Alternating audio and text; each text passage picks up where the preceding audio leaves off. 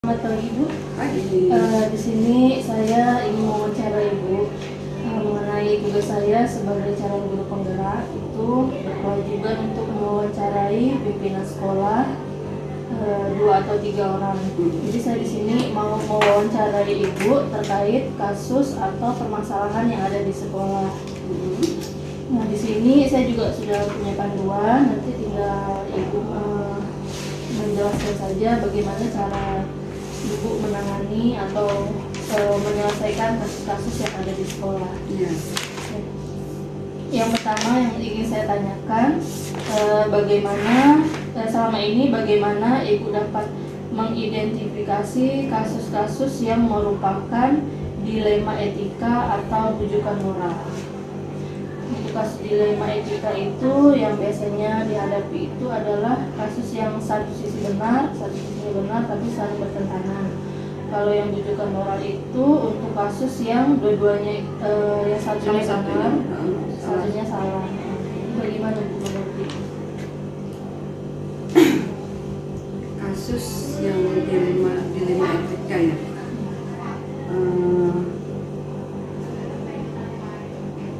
Di contoh kasus itu kan antara dua-duanya benar, cuman mana yang menjadi pilihan untuk dijadikan keputusan kan?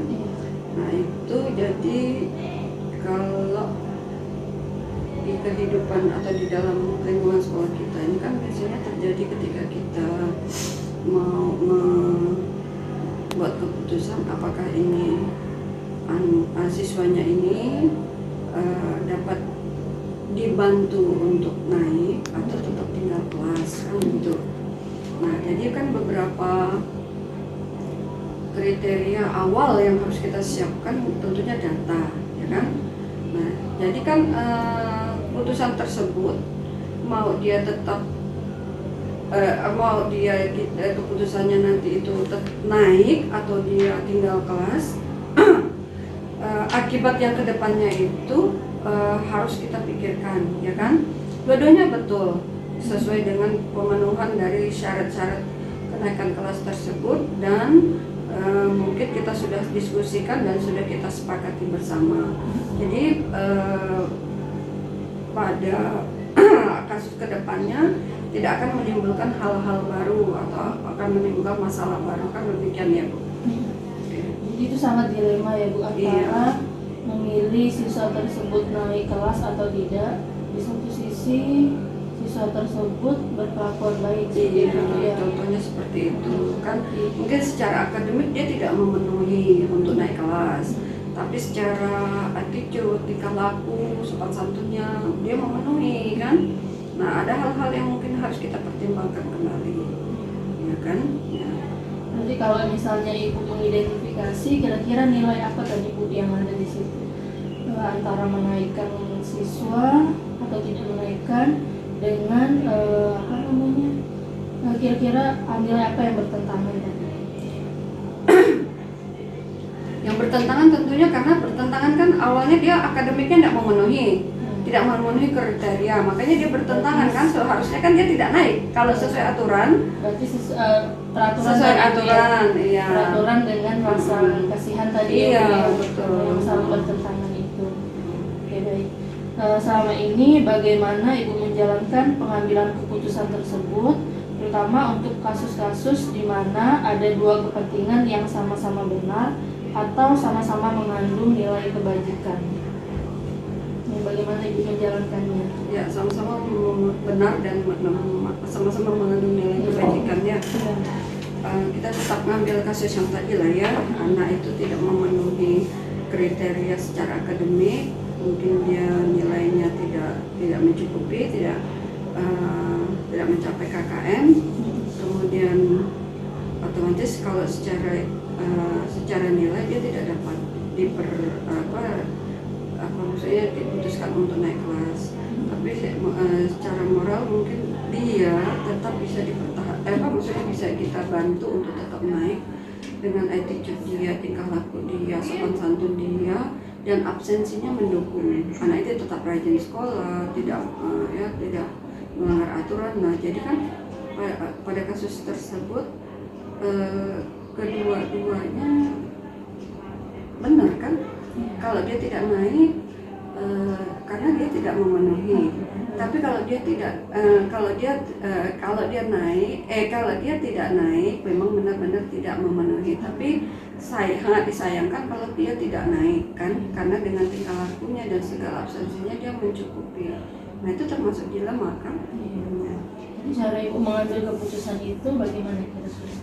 Jadi kita keputusannya benar-benar kita lihat dulu. Kan biasanya selalu data awal kita miliki ya, atau kita siapkan dulu dari wali kelasnya, dari guru-guru yang mengajar di kelas tersebut, bagaimana tentang anak itu, kemudian dari guru BK, kasus-kasus apa yang sudah dilanggarnya kan.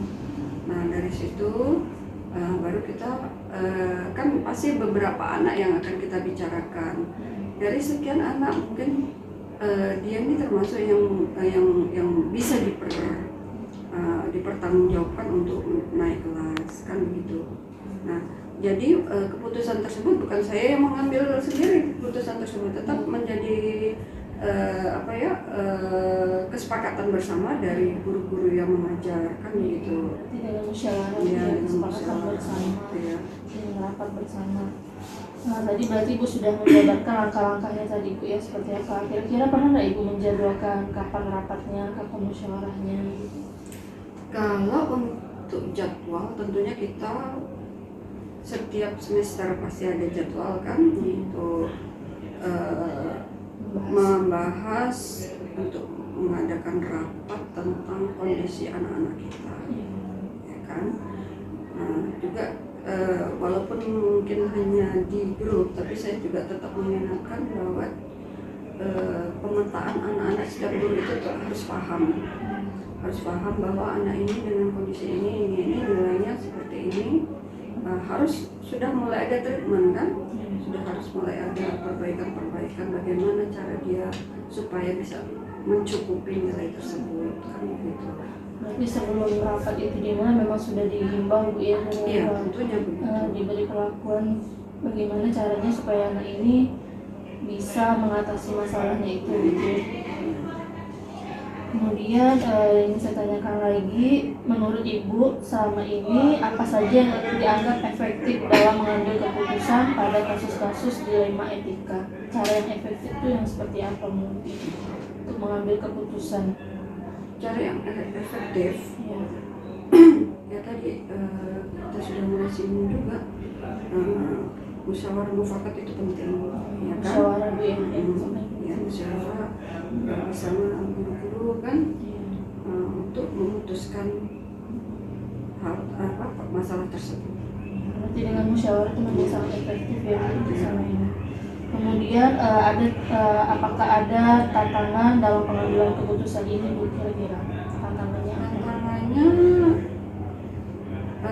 Tentunya ada mungkin sebagian guru yang mungkin tetap mempertahankan untuk tidak naik, dan sebagian guru tetap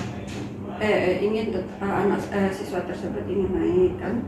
Nah pertentangan tersebut itu kan menjadi kendala juga supaya menyatukan suatu keputusan yang memang yang terbaik begitu kan.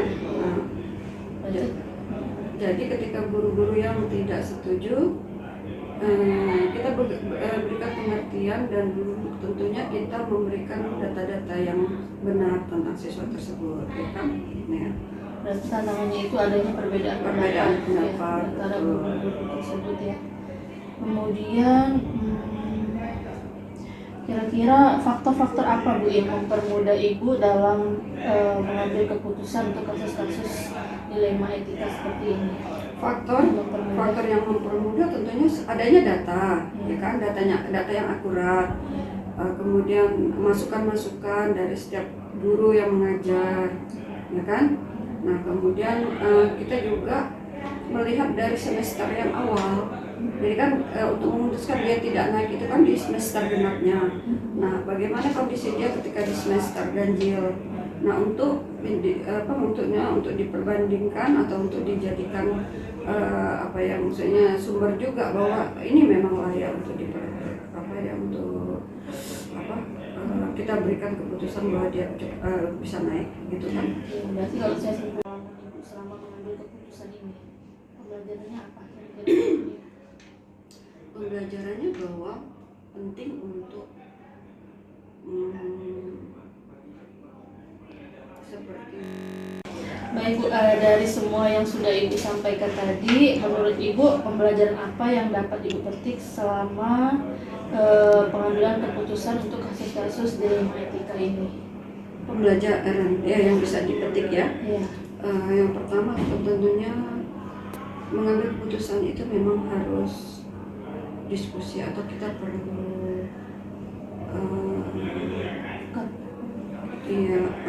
maksudnya musyawarah mufakat yang pertama ya. Kemudian data otentik juga kita butuhkan untuk mengambil keputusan tersebut ya kan, membiasakan untuk apa yang kita lakukan ditulis, apa yang kita tulis dilakukan gitu. Jadi ketika kita ingin mengambil keputusan tersebut kita tidak kehilangan, oh ini kok jadi seperti ini, kehilangan seperti ada gap lah ya antara kok tiba-tiba anak ini tidak ada tulisan apa-apa, tahu-tahu ternyata tidak bisa naik kan begitu ya. Jadi memang harus ada bukti data yang otentik Bu ya sebelum kita mengambil itu, supaya nanti hasilnya bisa dipertanggungjawabkan ya, seperti itu Bu ya. Pembelajarannya kemudian menurut Ibu selama mengambil keputusan ini jangka panjangnya seperti apa nanti? Harapan Ibu untuk mengambil keputusan ini jangka panjangnya? Jangka panjangnya tentunya anak tersebut setelah kita berikan kesempatan untuk naik kelas, tentunya yang anak tersebut memang bisa dipertanggungjawabkan kan. Untuk berikutnya dia dari kelas 10 misalnya untuk jadi kelas 11 bahwa memang layak untuk naik kelas dan dia tetap bisa mempertahankan nilainya lebih baik lagi kan. Kalau kondisinya menurun berarti yang kita buat keputusan itu suatu masalah kan ke depannya ya. Nah sampailah dia sampai tamat itu ya, harus dipantau ya. Kemudian kan juga jangan sampai ke depannya itu dengan keputusan-keputusan yang kita ambil itu menjadi masalah di luar lingkup kita sekolah kan. Bisa saja ada yang tidak terima dan sebagainya ketika keputusan itu kita ambil ya. Menurut Ibu pihak-pihak mana saja yang bisa terlibat ketika mengambil keputusan ini? Keputusan utamanya sih tetap kita Dewan Guru karena yang tahu persis kan kita ya kondisi itu, tapi juga bisa dipertimbangkan kondisi orang tuanya ya kan, kondisi orang tuanya, kemudian bagaimana dia mungkin selama ini dia tidak bisa konsen karena harus bekerja dan sebagainya kan, berarti ada lingkungan lain yang mempengaruhi dia untuk tidak bisa belajar dengan full begitu kan. Jadi bisa juga melibatkan orang tua ya, supaya mengidentifikasi permasalahan dari murid tersebut. Oke, mungkin ya setelah beberapa pertanyaan itu nanti akan saya analisis lagi. Terima kasih untuk Ibu sudah menyediakan waktunya. Saya harap nanti mudah-mudahan nanti saya bisa belajar dari pengalaman Ibu selama ini dalam melakukan pengambilan keputusan di sekolah. Baik Bu, terima kasih Bu ya. Ya, sama-sama. Ya, terima kasih Bu.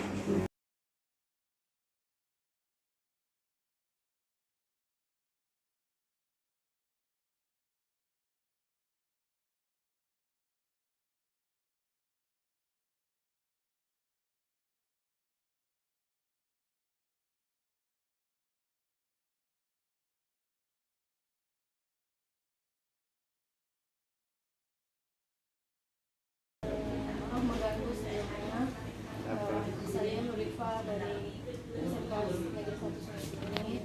Lagi di sini saya mendapat tugas dari Pendidikan Guru Penggerak untuk mewawancarai pimpinan sekolah terkait kasus-kasus yang ada di sekolah yang berkaitan dengan dilema etika. Jadi di sini saya punya panduan yang akan saya tanyakan kepada Bapak. Bapak silakan jawabnya nanti Bapak menjelaskan. Selama ini bagaimana Bapak dapat mengidentifikasi kasus-kasus yang merupakan dilema etika atau rujukan moral? kita harus memantau kegiatan baik siswa atau guru. Kita memantau kegiatan siswa baik di luar maupun di dalam, kita akan bisa mengidentifikasi masalah-masalah yang ada. Cara Bapak membedakannya bagaimana? Kita lihat dari karakternya. Jadi kalau kita sering memantau anak tersebut, dari karakternya itu akan nampak. Jadi itu akan ada perubahan-perubahan. Mana yang dari permasalahan itu Pak ya? Kira-kira yang membuat dilema itu apa Pak? Kalau ada permasalahan terkait masalah siswa, mungkin membuat dilema dalam Kalau untuk yang siswa ini masalah tingkah laku. Apalagi anak SMP ini kan lagi masa peralihan mobilitas, jadi akan nampak. Jadi kalau untuk mengambil keputusan, jadi kita tuh harus ada kerjasama dengan guru yang jelas, guru BPK. Jadi dilemanya itu karena melihat tingkah lakunya Pak ya. Iya. Di satu sisi Bapak harus melihat karakternya, di satu sisi berarti Bapak sebagai kepala sekolah berarti Memberikan penyuluhan atau pembinaan terhadap anak tersebut. pembinaan ketika anak itu menghadapi kasus atau permasalahan. Selama ini ketika Bapak dihadapi dengan kasus-kasus yang dilema, misalnya dari siswa tadi, bagaimana cara Bapak menjalankan pengambilan keputusan yang ada, terutama untuk kasus-kasus yang dua kepentingannya itu sama-sama benar. Misalnya siswa ini tadi kan Bapak bilang ada kasus siswa yang kenakalannya misalnya kan, tapi di satu sisi anak itu misalnya nilainya bagus, itu kan dilema ya Pak ya, antara nilainya bagus tapi kelakuannya mungkin masih nakal. Itu pasti dilema dalam mengambil keputusan apakah anak ini pantas untuk diberi nilai yang baik atau tidak. Jadi bagaimana cara Bapak menjalankan pengambilan keputusan untuk kasus-kasus yang membuat dilema seperti itu? Kita di sekolah ini kan ada namanya bimbingan konseling. Jadi kita akan mengajukan tugas tersebut ke bimbingan konseling, karena dia memang bagian mereka di situ. Untuk masalah nilai itu kan kalau yang K13 itu tersendiri dia, pengetahuan, sikap, ketampilan. Nah, jadi kalau pengetahuan dia itu bagus, tetap bagus. Kalau sikap, tadi kan kalau pada sikap. Jadi kalau sikap ini tergantung, kalau dia ada peningkatan, berarti dia bagus sikapnya. Nah, seperti itu. Jadi Bapak memantaunya dari bimbingan konseling. Iya, bimbingan konseling. Ya. Konseling, terus apakah ada perubahan atau tidak terhadap siswa tersebut? Iya. Ketika Bapak sudah tahu anak ini misalnya ada perubahan, biasa keputusan yang diambil tuh bagaimana? Apakah dimusyawarahkan dulu ataukah Bapak nanti secara langsung keputusannya, misalnya anak ini pantas naik atau tidak, atau bagaimana? Akan dimusyawarahkan, karena sekolah ini kalau kita sendiri kan sebenarnya nggak mungkin, karena sekolah ini kan milik bersama itu kan. Iya. Nah, dimusyawarahkan dulu. Musyawarahkan. Iya. Kira-kira pihak-pihak yang terlibat itu siapa saja Pak kalau misalnya diadakan musyawarah? Yang jelas itu wali kelas, BPK, kesiswaan, wakil kepala sekolah. Kepala sekolah Iya. ya, berarti pihak-pihak yang terlibat dalam musyawarah itu. Iya. Oke Pak, kira-kira ketika menghadapi kasus-kasus yang ada di sekolah itu, langkah-langkah atau prosedur Bapak dalam menanganinya itu seperti apa? Langkah-langkah Bapak ketika menghadapi kasus-kasus yang seperti itu? Kalau langkah-langkah yang pertama itu kita akan memberikan pengertian pada anak tersebut. Kalau masih juga seperti itu, kita akan beritahu orang tua, memberikan surat pemberitahuan. Juga tidak bisa nanti yang ketiganya orang tuanya sudah datang ke sini. Berarti Bapak dibimbing dulu siswanya Pak ya? Iya. Kemudian baru kalau memang tidak ada perubahan baru dipanggil orang tuanya atau walinya. Dikasih surat dulu, pemberitahuan dulu. Setelah itu kalau masih juga tidak ada perubahan, baru dipanggil orang tua. Berarti ada surat pemberitahuan Pak ya? Pemberitahuan dulu, iya. Kemudian selama menghadapi kasus-kasus ini, memecahkan ini kan, kira-kira hal-hal apa yang menurut Bapak efektif dalam pengambilan keputusan untuk kasus-kasus ini, untuk menyelesaikan permasalahan ini, hal-hal yang dianggap efektif itu apa Pak dalam menyelesaikan kasus? Kalau untuk di sini sepertinya sih antara orang tua dengan sekolah harus ada kerjasama ya. Kerjasama, Iya. ya. Iya. Kalau orang tua tidak masa bodoh, agak susah juga. Iya. Berarti kerjasama orang tua itu sangat efektif Pak ya, Iya. untuk menyelesaikan Iya. permasalahan mereka ya. Kemudian hal-hal apa saja yang menurut Bapak menjadi tantangan dalam mengambil keputusan yang ada di sekolah ini terkait masalah-masalah itu? Tantangannya apa Pak? Tantangannya itu kadang-kadang antara sekolah dengan orang tua itu cara pembinaannya itu beda. Iya, jadi. Pembinaan terhadap anak tersebut. Kalau di sekolah kan maunya seperti ini, sedangkan orang tua itu kayaknya tidak peduli Itu perbedaan cara pandang pembinaan pembinaan. antara sekolah dengan wali Pak ya. Iya. Wali murid itu berbeda. Itu yang menjadi tantangannya. Itu tantangan. Nanti yang kadang-kadang tidak berhasil. Iya, karena menjadi susah Pak ya. Iya. Titik temunya itu di mana gitu kan ya. Kemudian ketika Bapak dihadapi permasalahan ini, biasanya Bapak segera menanganinya atau dibuat jadwal dulu, atau Bapak langsung menangani di tempat, atau bagaimana cara Bapak menangani masalah ini? Dijadwalkan dulu atau langsung? Kalau bagi saya sendiri, saya akan beritahu dulu terhadap kalau pas saya menemukannya gitu, Iya. akan beritahu terhadap siswa tersebut. Kemudian setelah beritahu itu, saya akan berkoordinasi dengan guru BJBK, wali kelas untuk membimbing anak tersebut. Tidak langsung diselesaikan Pak ya, tapi dibimbing dulu ya. Iya. Kita cuma menegur ya dulu. Ya, ditentukan dulu Pak ya. Nah, Kira-kira prosedurnya seperti apa Pak? Tadi nanti kan diserahkan kepada guru BPBK, terus guru BPBK kita sama dengan kelas kesiswaan, nanti kan akan memanggil siswa tersebut memberikan bimbingan. Kalau masih juga tidak berhasil, kita beritahu orang tuanya dari sampaikan tadi. Kalau juga sudah diberitahu orang tuanya, Masih. masih atau orang tuanya datang ke sekolah dipanggil. Kalau sudah tidak bisa lagi, berarti anak tersebut itu memang tidak cocok sekolah di sini.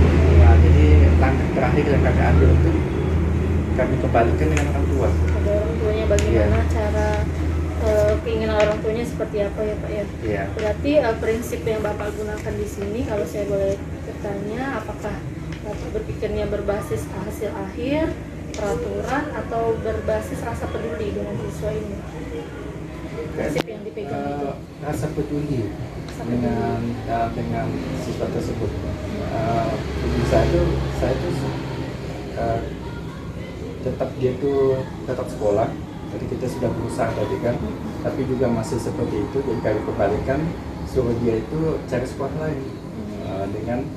Jadi tetap kami di sini memberikan surat pindah gitu. Tetap direkomendasikan. Rekomendasikan. Ya, tetap sekolah ya. Tetap sekolah. Berarti ada nilai-nilai yang bertentangan tadi Pak ya, antara peraturan dengan rasa peduli itu tadi kan. Ya. Usaha peraturan kan. Oke. Kemudian dari permasalahan tadi kan ada tantangannya, ada cara penyelesaiannya. Nah, kira-kira menurut Bapak adakah orang atau faktor-faktor yang mempermudah Bapak dalam mengambil keputusan ini terkait kasus-kasus yang dilema ini? Adakah seseorang ataupun faktor lain yang mempermudah Bapak dalam menyelesaikan kasus dilema ini, kasus siswa ini?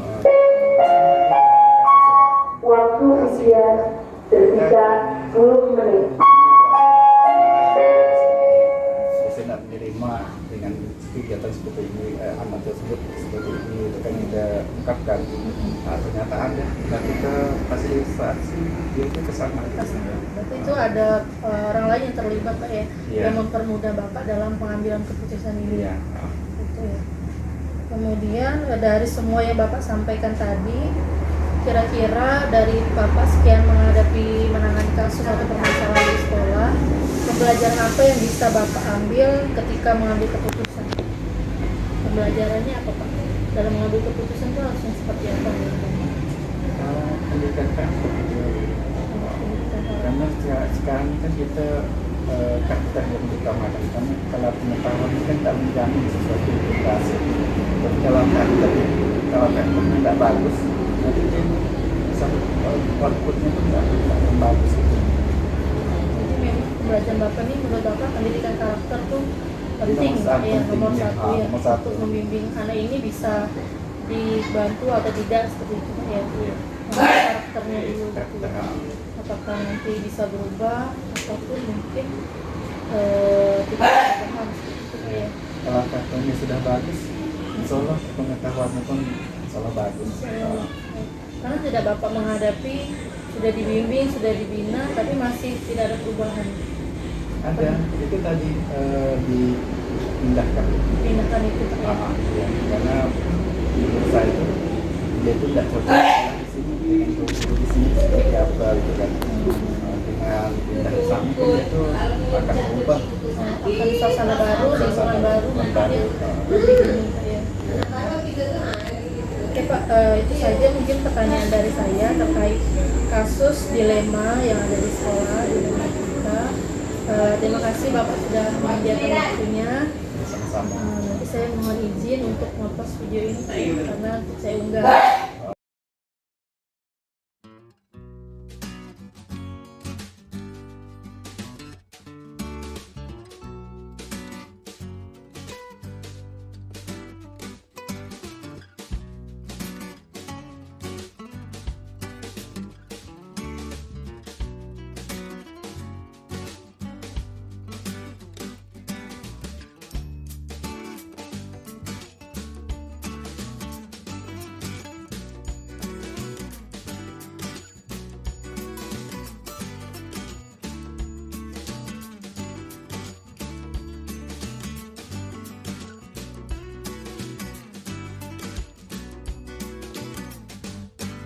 Was a straight dog, a bag of bones with the backstreet shack he called home.